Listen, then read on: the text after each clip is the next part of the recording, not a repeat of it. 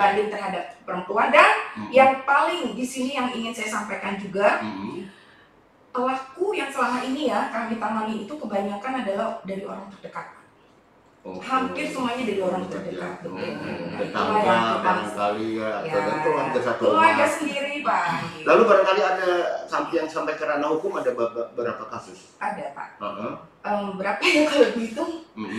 Itu kadang laporannya kan bisa langsung dari korban sendiri, kemudian dari keluarga atau masyarakat siapapun bisa ya bisa melaporkan, dan memang pelapor dilindungi gitu. Karena bukan apa-apa, memang sekarang ini kita harus merubah mindset kita bahwa misal mendengar ada yang berantem, ya kita juga lihat-lihat dulu ya berantemnya. Soalnya yang kita takutkan itu apabila memang ada yang membutuhkan pertolongan tapi sudah terlambat gitu. Ada memang beberapa kejadian seperti itu, karena memang budaya kita kan nggak enakan ya Pak ya, segan gitu kan, dikira ikut campur urusan rumah tangga gitu.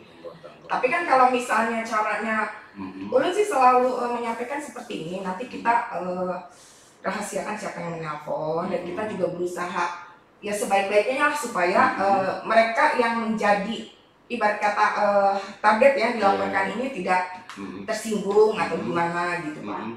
Jadi kita sama-sama menjaga lingkungan kita ini kondusif dan aman seperti itu, karena memang tonggak dari perlindungan perempuan dan anak itu ada di keluarga dan masyarakat. Iya betul. Dan memang beberapa juga ada juga bukan semacam kita kan ada koordinasi ya dengan Polres seperti itu. Jadi memang ada beberapa Pak yang sampai ke ranah hukum. Ada juga ya. Ada juga banyak Pak. Lalu kerjasama dengan psikolog? Memang kita ada psikolognya Pak, psikiater. Kita memiliki rumah perlindungan ya. Rumah perlindungan. Kalau dulu rumah singgah apa namanya? Memang rumah perlindungan? Bukan Pak, beda. Kalau rumah singgah itu mungkin di dinas sosial ya. Oh, dinas sosial. Kami di situ namanya rumah perlindungan, di mana untuk beberapa korban yang memang kemungkinan jauh tempatnya atau tidak ada orang yang memang untuk melindungi dia, dan memang memerlukan beberapa tindak lanjut yang harus kontinu ya, seperti konseling psikolog, kemudian untuk penyembuhan medis seperti itu Pak. Jadi kami ada psikolog, psikiater, lengkap dan ya Bu ya. Betul. Oh iya, saya juga dalam kesempatan ini juga ingin menyampaikan, alhamdulillah kita sudah memiliki UPTD PPA. Ada di perlindungan ya di kabupaten Pak, baru ada tahun ini dengan kepala UPTD-nya Ibu Fahimah sebagai kepala UPTD PPA, sehingga yang tadinya tugas pokok itu ada di seksi perlindungan hak perempuan dan anak berpindah di betul. Jadi dan kami betul dan kami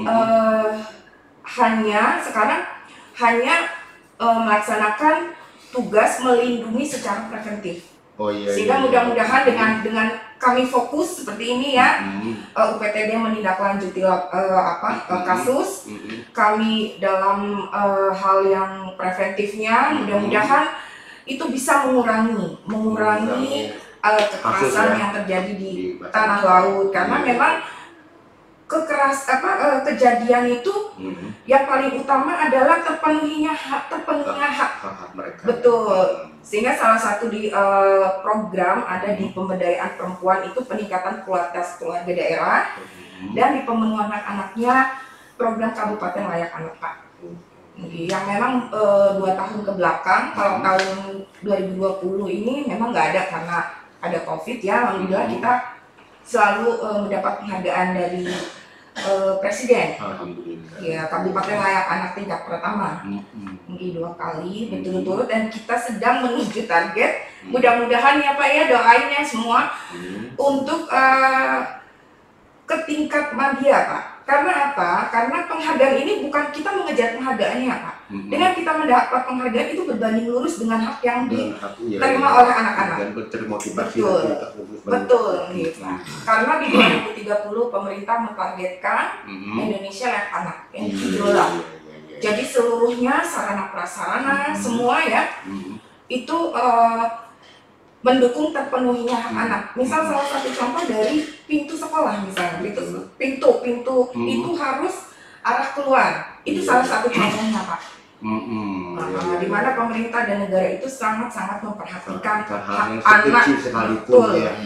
Betul. Lalu untuk barangkali bisa juga tuh dipantau tempat-tempat wisata untuk kayak anaknya. Betul, salah satunya yang kami sedang menjadi pilot project itu di RTH, Pak. RTH. Itu memang kita menetapkan sebagai ruang bermain ramah anak. Tapi kan bertahap ya, Pak ya, bertahap. Dan itu pun salah satu contoh dari ruang bermain ramah anak itu dia harus benar-benar aman untuk anak. Di situ ada CCTV, lampu harus terang, kemudian tempat mainan juga harus beralaskan yang memang kalau anak jatuh itu dia nggak sakit. Jadi memang luar biasa sekali program Kabupaten Layak Anak ini betul-betul untuk anak-anak kita. Tapi pengawasannya seperti apa di tempat-tempat bermain anak? Itu kriterianya itu harus ada penjaga.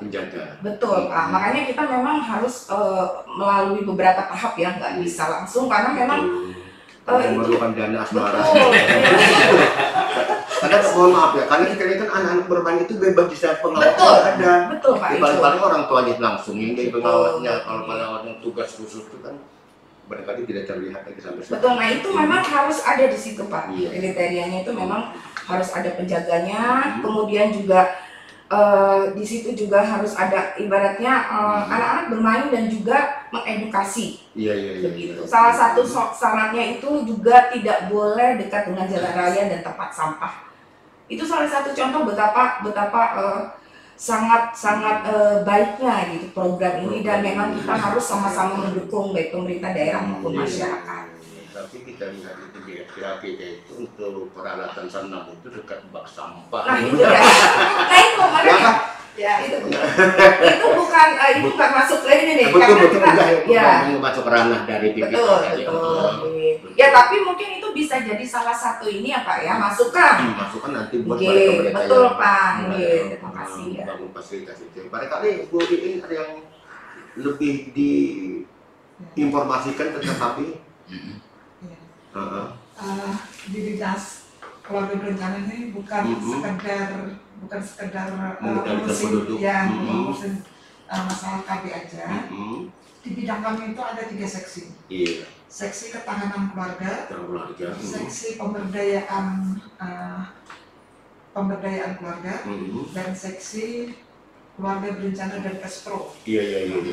Kalau seksi KB dan Kespro ini orang sudah tahu ya masalah pelayanan KB. Kebetulan sekarang musim pandemi, jadi banyak orang yang istilahnya untuk ber-KB itu supaya tidak putus pakai, itu yang dulunya ada MKJP, metode jangka panjang, itu karena tenaga medis banyak yang kena ya, yang terpapar, sehingga tidak berani melayani MKJP, MOW maupun MOP, sehingga supaya tidak putus pakai kita alihkan dengan pemakaian pil itu atau kondom, bisa juga dengan KB suntik yang jangkanya 3 bulan. Nah, itu supaya tidak putus pakai untuk menghindari ledakan penduduk ini.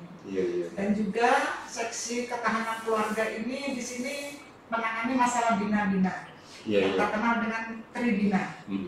Nah, jadi tidak sekedar keluarga berencana saja. Di sini ada Tribina, yaitu bina keluarga balita. Bagaimana kita mengedukasi keluarga-keluarga yang punya balita. Nah, dan bina keluarga remaja. Jadi bagaimana kita mengedukasi Bapak Ibu keluarga yang mempunyai remaja, bagaimana mendidik remaja-remaja ini. Jadi bukan remajanya tapi keluarganya, Bapak Ibunya, bagaimana mendidik anaknya yang mempunyai remaja. Dan DKL ini bina keluarga lansia. Karena kita memanusiakan orang tua kita ya, di mana kita menghormati orang tua kita, jadi ada bina keluarga lansia. Dan juga PIKR. PIKR itu untuk remaja-remaja. Jadi di sini PIKR ini untuk menciptakan generasi yang terencana. Bagaimana generasi ini untuk memasuki masa berkeluarga, sehingga mereka sebelum memasuki rumah tangga, bagaimana mereka mempunyai mindset rumah tangga ini bagaimana nantinya. bagaimana mendidik anaknya, nanti gimana masa depan dia. Jadi kehidupan dalam rumah tangga mereka seperti apa, supaya ada nanti perceraian dini. Jadi generasi perencana ini dari, untuk, dan oleh remaja sendiri. Jadi remaja-remaja ini sebagai konseling bisa mengedukasi teman-temannya, bisa ke istilahkan PR ini di sekolah-sekolah SMA, SMP, dan mahasiswa. Sehingga mereka bisa mengonseling teman-teman sendiri untuk menghindari kenakalan remaja ya. Semuanya ya. Tapi kalau untuk menghindari kenakalan orang tua seperti apa program kami?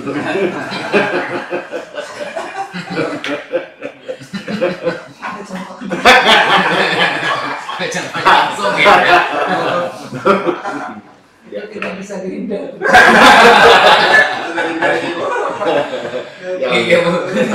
Luar biasa ya.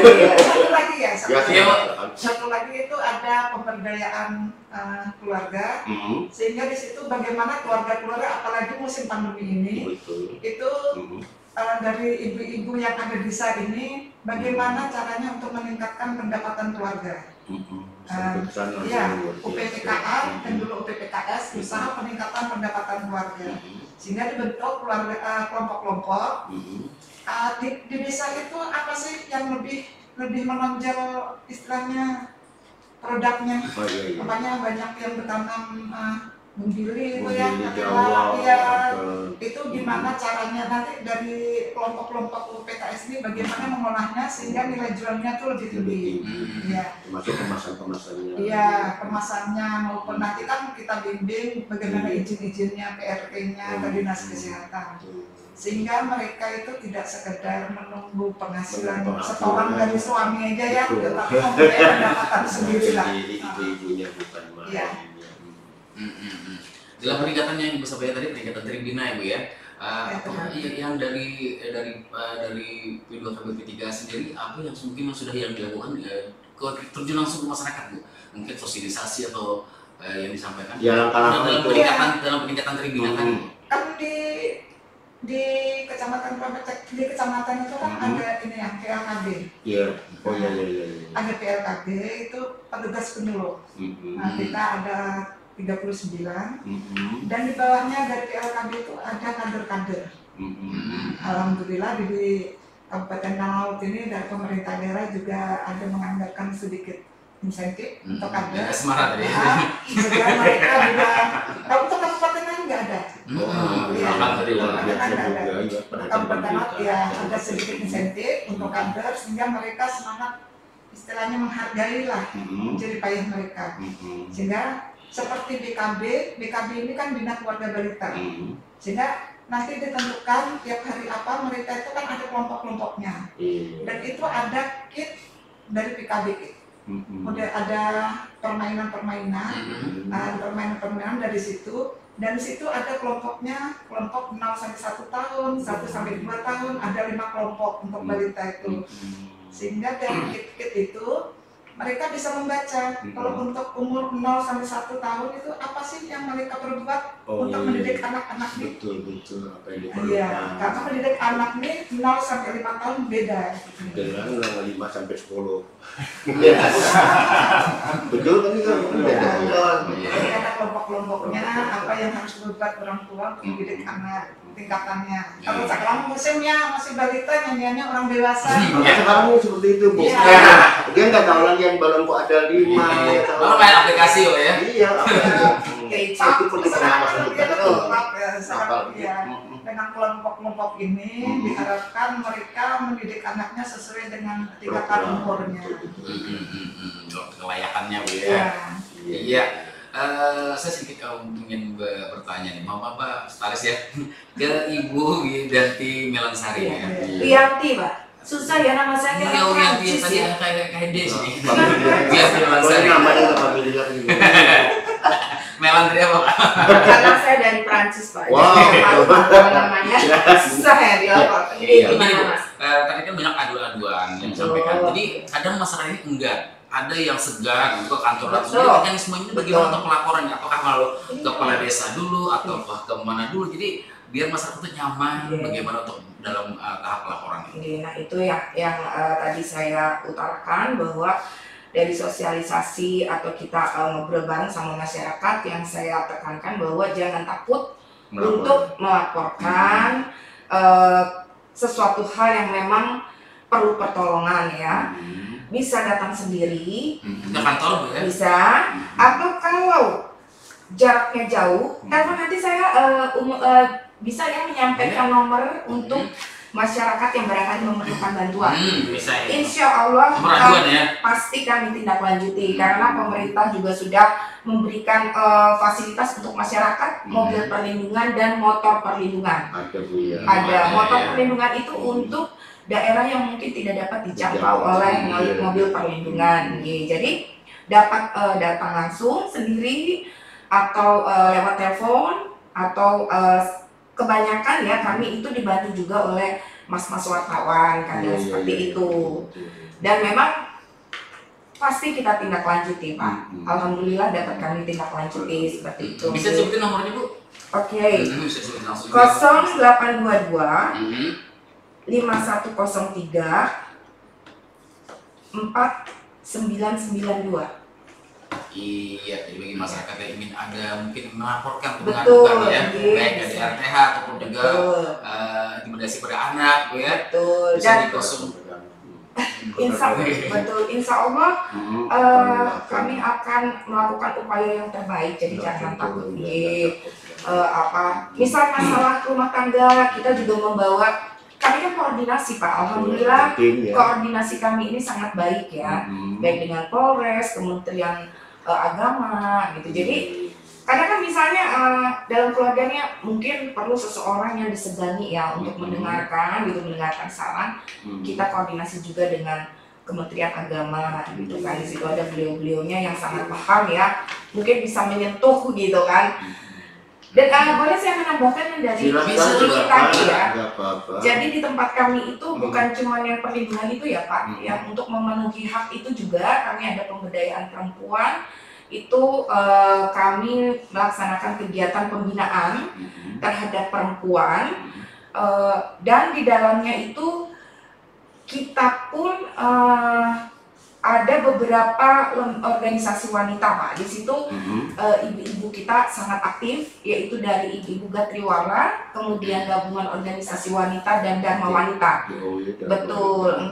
Jadi organisasi wanita tersebut juga sangat membantu dalam memberdayakan perempuan-perempuan di tanah laut Pak, melalui seksi kami di pemberdayaan perempuan.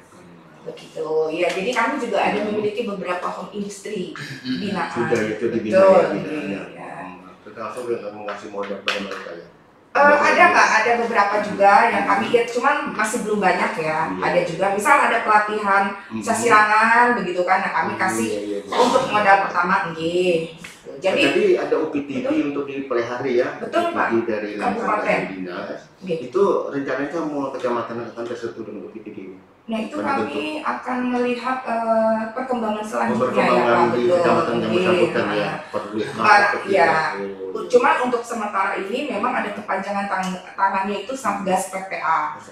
Itu anggotanya itu sampai dari masyarakat siapa aja gitu. Jadi untuk agar masyarakat ini secepatnya mendapat perlindungan seperti itulah katanya. Dan kami juga Pak sudah membentuk perlindungan anak terpadu berbasis masyarakat. Itu di setiap desa, cuman belum semua, hanya setiap kecamatan baru dua yang terpenuhi. Betul. Dan itu memang alhamdulillah salah satunya seperti yang di Marta Dalam Baru itu sangat berjalan efektif. Jadi seperti tangga misalnya gini, ada rumah perempuan janda, lampunya nggak nyala, dan masyarakat nolong itu kan termasuk dalam perlindungan juga, mengantisipasi terjadinya kejahatan seperti itulah contohnya. Betul ya. Nah iya itu makanya sekarang itu kita tapi orang terkadang itu cuek, nggak diperhitungkan, padahal itu luar biasa. Betul, itu salah satunya Pak. Jadi orang mau berbuat jahat juga nggak, itu kan potensi tuh. Betul. Kan kata Bang Aki apa coba? Kejahatan terjadi bukan karena apa niat. Ada kesepakatan memancingnya. Nah itu dia. Janda mau ada apa itu? Nah itu yang tadi karena sudah terbentuk PATBM. Ini Iya. kan tim, Bu. Jadi nggak ada kecurigaan kan, insya Allah lah. Nggih, mudah-mudahan. Iya. Waktu juga barangkali ini membatasi kita, barangkali ada tambahan Pak Nasrul?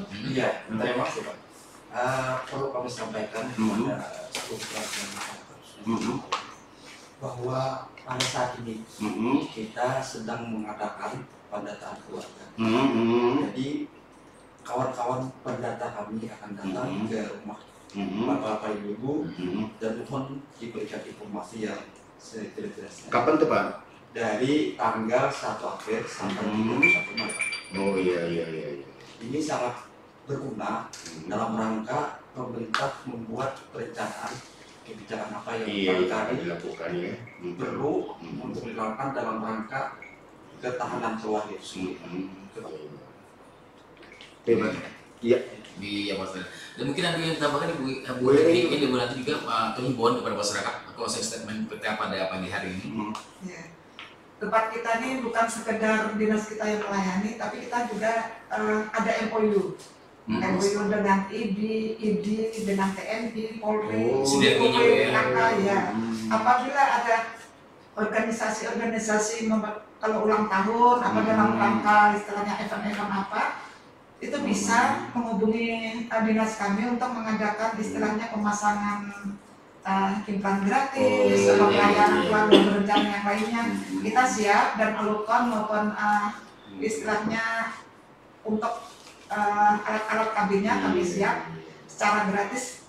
Itu kita juga punya mobil pelayanan sehingga bisa pakai mobil pelayanan itu kita secara gratis lah bisa menghubungi dinas kita.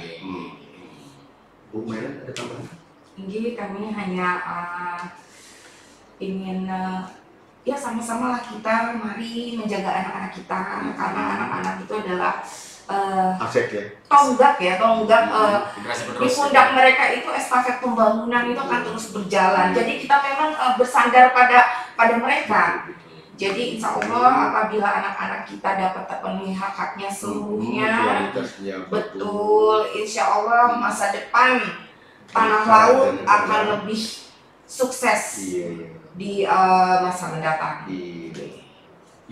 Iya, luar biasa bicara pada pagi hari ini di Talk Show Tanah Menyapa. Dan terima kasih atas kehadirannya Ibu-ibu dan juga Bapak Nasrullah yang masuk dari P2KBP 3 Rajab. Jadi yang sudah berhadir di sini, terima kasih, mudah-mudahan selalu sehat dan sukses dalam Terima kasih. Dan untuk rekan Ketum FM, tentunya juga siar ini juga bisa Anda simaki atau baik tayangan hari ini yang mungkin belum sempat untuk Anda simak bisa mengunjungi YouTube channel kita di LPPL Tuntung Pandang FM. Ya, terima kasih sekali lagi Ibu semuanya. Dan saya Setiawan Juri. Taswana. Ya, mohon maaf. Terima kasih atas perhatian Anda dan mohon maaf kalau ada kata-kata komen yang akan saya beri siar ya. Dan kita jumpa lagi di Talk Show Tanah Laut berikutnya. Assalamualaikum warahmatullahi wabarakatuh.